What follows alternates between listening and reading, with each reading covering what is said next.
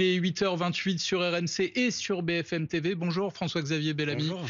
Merci d'avoir accepté notre invitation. Vous êtes Merci député européen, vice-président délégué des Républicains. On va évidemment parler du budget puisque la discussion, le débat budgétaire commence aujourd'hui à l'Assemblée nationale en commission des finances. Mais d'abord, je voudrais vous interroger sur ce cambriolage au Louvre que d'aucuns appellent déjà le casse du siècle, un commando de 4 malfaiteurs qui s'introduit dans le musée du Louvre dimanche matin sur les coups de 9h30 pour emporter certains des joyaux de la couronne de France. Très honnêtement, dimanche, quand vous avez entendu cette information, vous avez réagi de quelle manière ?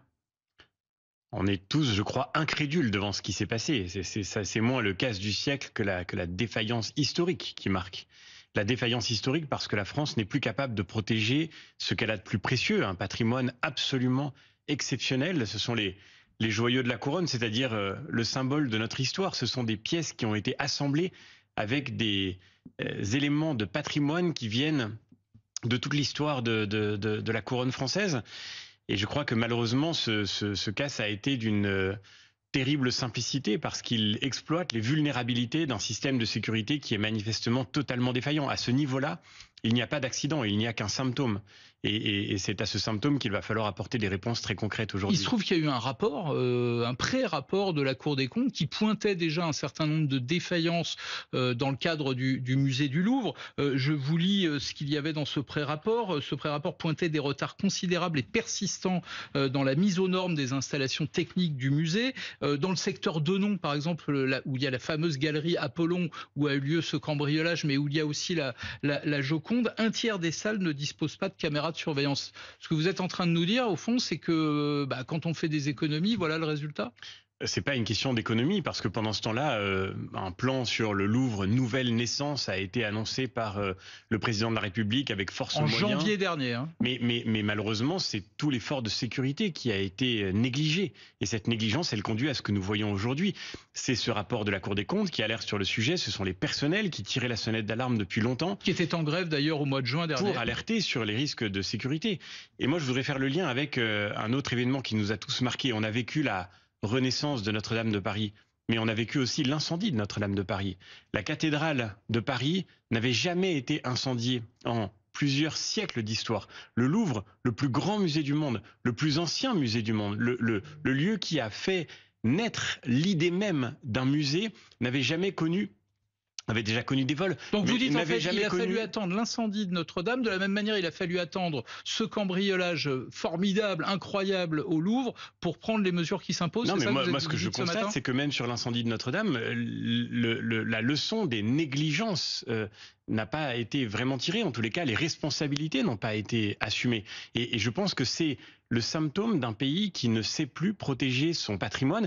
Et combien, dans le silence, combien de cathédrales de Paris, combien de joyaux de la couronne sont en train de s'abîmer parce que notre patrimoine est en danger dans tant de villes et de villages de France. Ça n'est pas seulement le Louvre, c'est la réalité de notre héritage. Vous êtes en train de nous dire ce matin que la ministre de la Culture, Rachida Dati, a sans doute failli ? Mais la question, c'est quelle est la chaîne de responsabilité qui a été défaillante pour qu'on en arrive à ce cambriolage qui, je le redis, n'est pas le casse du siècle. J'ai assez peu d'admiration pour des gens qui sont capables de louer un véhicule de déménagement électrique et de percer une porte-fenêtre. C'est surtout l'incroyable simplicité de ce vol qui est extrêmement inquiétante. Il y a une responsabilité de la ministre de la Culture à vos yeux ? Mais en tous les cas, il faut que les responsabilités soient établies. Et dans un pays normal, quand ce type de situation arrive, comme l'incendie de Notre-Dame de Paris, on identifie la chaîne de responsabilité qui a échoué et qui a conduit à ce type de situation. Et ce qui me marque le plus, c'est qu'aujourd'hui, mais je le redis, c'est pas seulement au Louvre et c'est pas seulement à Notre-Dame, parce que ça, tout le monde le voit. Mais notre patrimoine, il est menacé partout en France aujourd'hui par la négligence de bien des dirigeants qui auraient pour mission de le protéger. Et c'est cette crise de la transmission qui caractérise notre pays et à laquelle il faut mettre fin. Vous faisiez référence à l'incendie de Notre-Dame. Tout de suite après cet incendie, le président de la République a dit « on reconstruira dans les 5 ans ». Là, dès hier, le président de la République a annoncé qu'on retrouverait le butin et les auteurs, qu'ils seraient traduits en justice et condamnés à la hauteur de l'infraction qui a été commise. Mais je l'espère. Il prend un risque en disant une telle chose ou il a raison au contraire de le dire? Non mais c'est très important de dire qu'on ne va pas se résigner et toute la France est derrière les forces de police et de gendarmerie qui vont mener cette enquête maintenant. Mais ce que je veux dire c'est que C'est pas parce que Notre-Dame a été restaurée par l'extraordinaire aventure des compagnons qui l'ont remise debout. C'est pas parce qu'on retrouvera, j'espère, demain, grâce aux policiers et aux gendarmes, ceux qui ont commis ce vol, que ça annule la défaillance incroyable à laquelle nous avons assisté à travers ces événements spectaculaires. Et cette défaillance qui n'est que le symptôme à laquelle nous avons assisté à travers ces événements spectaculaires. Et cette défaillance qui n'est que le symptôme d'autres abandons plus discrets, plus silencieux. Je suis frappé quand même que sur un sujet pareil, on arrive quand même à avoir des polémiques politiciennes. J'ai écouté hier Jordan Bardella qui dénonce, je cite, une insupportable humiliation pour notre pays. Même sur un sujet comme celui-là, on arrive à se bagarrer sur le terrain politique. Mais donc Laurent Neumann, on devrait dire, voilà, tout est normal, c'est pas grave. Les bijoux de la couronne qui ont été préservés, certains d'entre eux datent de plusieurs siècles, qui sont le témoin de notre histoire, ont été volés par un gang de malfrats qui rentre avec un véhicule de déménagement, et on devrait dire ah mais rien ne s'est passé, tout va bien, non fermez les yeux, comme j'ai vu que le président Hollande dit non surtout pas de polémique. Mais attendez, il y a un moment où la politique, ça consiste aussi à regarder en face la réalité d'une crise dont des événements comme cela sont le symptôme. Je le redis, c'est le symptôme d'un problème bien plus grand. Ce que notre pays a de plus important nous échappe, et ça c'est le résultat d'une négligence qui doit prendre fin maintenant. Alors il y a un autre sujet évidemment qui fait polémique, qui va faire polémique, qui va faire débat, c'est le débat budgétaire qui commence ce matin à 9h en commission des finances. Avant d'en parler, je voudrais revenir juste un instant sur la tribune que vous avez publiée dans le Figaro, je crois que c'était vendredi, où vous disiez si j'étais député, je voterais la censure. Mais dans ce contexte qu'on est en train de vivre d'incertitude politique, où la note de la France vient d'être dégradée, c'est responsable d'appeler à la censure de ce gouvernement? Mais elle a été dégradée pourquoi, Laurent Neumann? À cause de l'incertitude politique, entre autres. Oui, mais essentiellement, pourquoi est-ce que S&P a accéléré le calendrier de cette notation? Parce que nous avons suspendu la réforme des retraites. Et pourquoi la réforme des retraites a-t-elle été suspendue? Parce qu'il fallait que le gouvernement évite la censure. La principale motivation, surtout, c'est de dire il y a de l'incertitude politique, on ne sait même pas si un budget sera voté. Mais et vous appelez à la censure, ce qui veut dire des semaines d'incertitude, peut-être une dissolution. On ne sait même plus si ce pays peut se réformer aujourd'hui. C'est ça la vraie incertitude qui pèse sur la vie politique française. Il y aurait eu, bien sûr, un coup de la censure, mais il y a, je crois, un coup plus grand encore sans doute d'une non-censure qui s'est gagée sur le fait de céder une folie totale pour l'avenir aux socialistes dans la démagogie absolue qui caractérise le moment politique que nous connaissons aujourd'hui. Parce que ça, les Français le savent, suspendre la réforme des retraites, Laurent Neumann, c'était mettre en danger notre système de retraite, pas pour les années qui viennent, mais pour les mois qui viennent, peut-être les semaines qui viennent.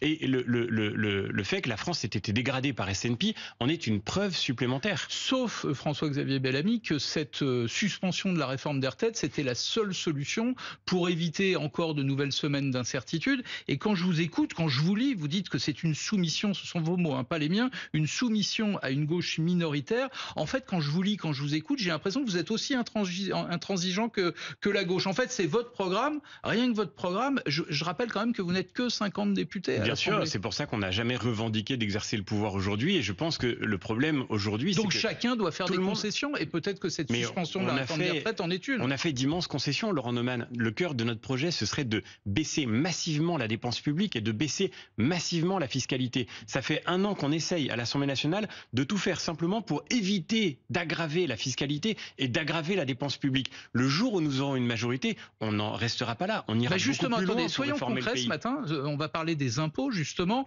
J'ai compris évidemment que vous n'étiez pas favorable à la taxe Zuckman, que vous n'étiez pas favorable à un retour de l'impôt sur la fortune. Mais alors la question, elle est simple. Comment fait-on? Qu'est-ce que vous êtes prêt à accepter pour que les plus riches participent à hauteur de leurs revenus et de leur patrimoine? Qu'est-ce que vous êtes prêt à accepter dans le débat? D'abord, il y a quelque chose qui est totalement faussé dans cette discussion, c'est que nous avons aujourd'hui le pays de l'OCDE où les impôts sont les plus élevés. Nous sommes le champion du monde des prélèvements obligatoires. Mais dans ce système, c'est vrai, considérer que la France est un paradis fiscal où les riches ne payent pas d'impôts, c'est une folie. Mais dans ce système, les plus riches ne payent pas à proportion de leurs revenus, en tout cas beaucoup moins que les moins aisés. Mais est-ce qu'on veut bien regarder en face la réalité? Aujourd'hui, dans ce pays, vous avez 10% des foyers fiscaux qui payent 70% de l'impôt sur le revenu. On est le pays le plus redistributif du monde. Est-ce que la France est en train de crever parce qu'elle n'a pas assez d'impôts? Ou est-ce que ce qui la fait crever, c'est qu'à chaque fois qu'on a un problème, on cherche à inventer des impôts? C'est ça pour moi le problème majeur. Et c'est ça qu'on va défendre dans ce débat budgétaire. C'est ce que vos amis vont porter dans ce budget, c'est-à-dire zéro impôt. Et s'il y a des impôts, vous ne voterez pas le budget? Notre ligne rouge a été depuis des mois le fait qu'il fallait refuser toute augmentation globale de la pression fiscale. S'il y a des hausses d'impôts, quelles qu'elles soient, vous ne voterez pas le budget? Refuser toute augmentation globale de la pression fiscale. C'est-à-dire que si jamais il devait y avoir des impôts qui évoluent dans un sens quelque part, il faut qu'ils baissent ailleurs. Mais la vérité, je le redis, c'est qu'à terme, il faudra que dans ce pays, on baisse massivement les impôts. Aujourd'hui, malheureusement, vous avez à l'Assemblée nationale une majorité qui est d'accord pour continuer de les augmenter. Et cette majorité, elle est constituée des socialistes, des écologistes, de la France insoumise, du Rassemblement national qui lui aussi veut créer des impôts supplémentaires. Et donc nous, on va essayer de tenir la digue comme on pourra. C'est ce que dit Philippe Juvin, qui est rapporteur général du budget, qui vient de notre famille politique et qui dit maintenant, il faut arrêter avec cette surenchère fiscale. Encore une question. Yaël Braun-Pivet, la présidente de l'Assemblée nationale, a relancé le débat sur la taxation des héritages, des gros héritages, a-t-elle précisé. Cette taxation des successions pour les plus gros patrimoines, c'est une hypothèse qu'il faut envisager ou pour vous, c'est un tabou total, même sujet, on n'augmente pas les impôts, donc ça, on n'y touche pas non plus? D'abord, redisons-le, ce qui va sortir la France de la crise, c'est de baisser la dépense publique, de baisser la dépense de l'État. Celui qui doit faire des efforts aujourd'hui, c'est l'État. Les Français sont déjà besoin de recettes écrasés d'impôts. Et pardon de le dire, mais tout le débat actuel qu'on a sur la taxation des héritages, sur la taxation des holdings, les holdings, on aurait pu imaginer des mesures techniques pour éviter les abus. On est en train de faire une sorte de vol généralisé d'un argent qui a déjà sur les revenus, été taxé. C'est non. Les holdings, c'est non. Mais tout ça, les successions, c'est non. Mais tout ça, qu'est-ce que ça produit? Ça fait qu'aujourd'hui, dans ce climat où tous ceux qui réussissent, tous ceux qui essayent de réussir, tous ceux qui essayent de travailler, de créer de la valeur et de l'emploi, tout cela sont en train de partir.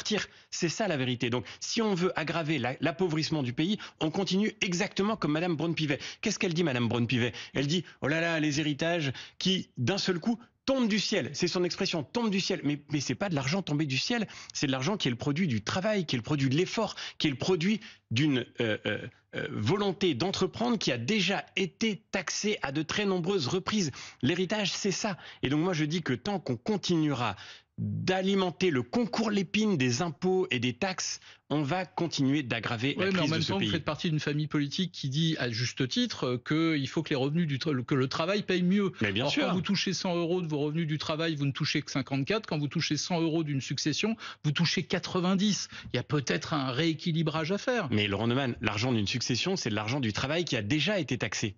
Il a déjà été taxé. C'est de l'argent qu'on taxe 2 fois. Donc la vraie question, encore une fois, c'est comment on sort de cette folie. Dans le pays, c'est pas très compliqué à retenir, le plus taxé du monde développé, le plus taxé de l'OCDE. Est-ce que, encore une fois, est-ce que ce qui fait la différence de la France, c'est qu'on n'ait pas assez d'impôts? Bien sûr que non, c'est le contraire. Juste une question par oui ou par non. Jean-Luc Mélenchon et Marine Le Pen ont demandé au gouvernement une lettre rectificative sur le budget parce qu'ils craignent qu'il y ait une entourloupe sur la suspension de la réforme des retraites. Vous êtes pour ou contre? Mais ça leur fait un beau combat commun, évidemment contre. Parce évidemment que si le Premier ministre décide de faire cette lettre rectificative, ça veut dire que la suspension de la réforme des retraites, elle est donnée dès maintenant par évidence, avant même la discussion budgétaire. À tout le moins qu'on nous concède que la suspension de la réforme des retraites, elle doit s'inscrire dans le débat budgétaire, que c'est pas quelque chose qui flotte en l'air et qu'on devrait accepter avant de parler du budget. C'est quelque chose qui doit au moins faire partie de la discussion dans son ensemble. Je profite de vous avoir en face de moi ce matin pour essayer de comprendre 2-3 choses que franchement je n'ai pas bien compris. Rachida Dati, par exemple, elle est toujours votre candidate LR à la mairie de Paris parce que j'ai cru comprendre que la direction des LR voulait exclure du parti tous les ministres LR qui sont allés donc au gouvernement, dont Rachida Dati, Vincent Jeanbrun, Annie Genevard. Et puis j'ai entendu Gérard Larcher qui dit attendez, stop, pas trop vite, on fera ça après le budget, il faut pas les exclure. C'est quoi la ligne?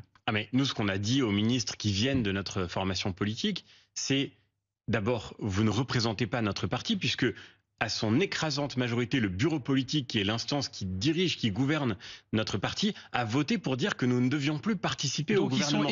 Nos adhérents, à une écrasante majorité, ont voté pour dire que nous ne devions plus participer au gouvernement. Ils sont exclus ou pas exclus? D'une certaine manière, ils se sont exclus d'eux-mêmes. Et nous leur avons dit, et Othman Nasrou, notre secrétaire général, leur a écrit en leur disant vous avez encore la possibilité de quitter ce gouvernement. Parce qu'on ne doute pas un instant que quand vous avez fait le choix d'y rentrer ou d'y rester, c'était sans savoir que la première mesure de ce gouvernement, ce serait de suspendre la réforme des retraites et de mettre gravement en danger la trajectoire budgétaire du pays. Donc, s'ils veulent revenir maintenant, la main est tendue, bien sûr. Mais la clé, c'est de garantir la clarté. Les Républicains ne participent pas à ce gouvernement. C'est pas très clair. J'ai pas compris si j'étais exclu. Je suis d'accord avec vous, malheureusement. Mais vous savez, malheureusement. J'ai même cru comprendre qu'il y avait une différence de ligne entre Larcher et Retailleau. Donc la procédure d'exclusion, elle a été engagée. Elle suppose juridiquement l'exercice d'un contradictoire. Et donc, on a fait le choix de leur écrire en leur demandant s'ils ne voulaient pas assumer désormais de tenir la ligne de notre famille politique qui consiste à quitter le gouvernement. Un autre éclaircissement, est-ce que vous êtes favorable, est-ce que vous faites partie de ceux qui seraient d'accord pour travailler, vous républicains, avec le Rassemblement national? Je vous pose la question parce qu'Éric Ciotti a écrit à Bruno Retailleau pour lui proposer une union sincère. Jordan Bardella, qui était à ce micro il y a quelques jours, disait que s'il lui manquait quelques députés, il tendrait la main aux républicains pour faire une éventuelle majorité pour aller à Matignon. Est-ce que vous êtes, nous n'avons pas vocation à être une force d'appoint. Est-ce que vous êtes prêt à travailler avec le Rassemblement national? Nous n'avons pas vocation à être une force d'appoint. Nous sommes le parti qui représente les électeurs de droite en France et tous les électeurs plus largement qui veulent que la France se sorte de la crise actuelle. Et la crise actuelle, elle a été produite par quoi? Par un excès de dépenses publiques et un excès de fiscalité. On le disait à l'instant. Sur le sujet que nous évoquons aujourd'hui, Marine Le Pen, d'accord, vous le rappeliez, avec Jean-Luc Mélenchon. Non mais vous, est-ce que vous êtes d'accord pour travailler avec eux? Je vous pose la question, je vais être plus précis. Bruno Retailleau a soutenu un candidat ciotiste, lui-même soutenu par le Rassemblement national dans le Tarn-et-Garonne. David Lisnard, votre ami, maire de Cannes. Pardon, est-ce qu'on peut ne pas tout confondre? Ah bah non, mais c'est Bruno Retailleau, il a appelé dans cette élection législative à tout faire pour empêcher que la gauche mélenchonisée ne gagne un siège de plus. Et il a eu parfaitement raison. Et votre ami député Alexandra Martin, qui vient de voter la censure du gouvernement Lecornu, dit que la droite, ça va jusqu'à Sarah Knafo et Marion Maréchal. D'où ma question. Vous-même, vous avez censuré avec Jordan Bardella à Bruxelles la présidente de la Commission européenne. Je vous repose la question, est-ce que vous êtes prêt à travailler avec le Rassemblement national? Est-ce que le rapprochement n'a pas commencé d'une certaine manière? On met beaucoup de choses ensemble et je comprends que les électeurs soient un peu perdus. Mais pour moi, une seule chose compte, c'est de défendre la ligne politique que nous avons toujours défendue, toujours. Comment ne pas voir qu'aujourd'hui, il y a dans ce pays une immense majorité d'électeurs de droite? Et comment ne pas voir que dans ce pays où les idées de la droite, la nécessité de rétablir l'ordre, la nécessité de mettre fin à l'immigration débridée qui met en danger notre équilibre social, la nécessité de remettre de l'équilibre dans nos comptes publics. Tout cela, une écrasante majorité de Français le partagent aujourd'hui. Notre devoir, c'est de reconstruire le parti politique qui réunira tous les électeurs de droite pour leur rendre une majorité et relever ce pays. François-Xavier Bellamy, demain, Nicolas Sarkozy entre en prison, à la prison de la Santé. Vous irez manifester aux côtés de ses amis à l'appel de ses enfants demain matin? Je serai au Parlement à Strasbourg, mais ça ne m'empêche pas d'être profondément marqué par ce que notre pays traverse. Parce que derrière la condamnation et l'incarcération de Nicolas Sarkozy, il y a une vraie question qui est posée à notre système judiciaire. Moi, je ne comprends pas, je l'ai dit, je le redis, je ne comprends pas le principe de l'exécution provisoire de cette sanction.